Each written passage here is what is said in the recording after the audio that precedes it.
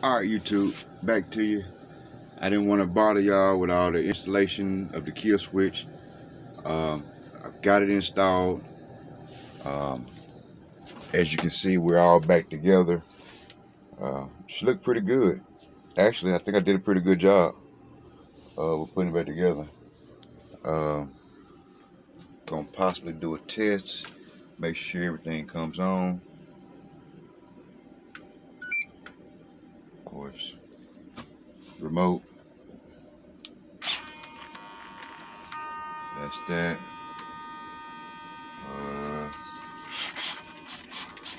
Everything's that's running. Now, of course, she's coming on. Now we got to figure out whether she works or not. So, the installation was kind of relatively simple, but of course, the way my mind works, it got to complicate everything.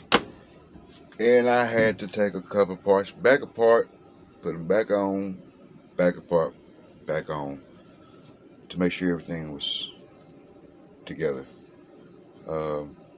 She's back together, as I stated, and I'm gonna fill her up with some gas, and I got some fuel injecting carb treatment, octane boosters, stuff like that. I'm gonna put in her and take her out for a spin. So again, stay tuned.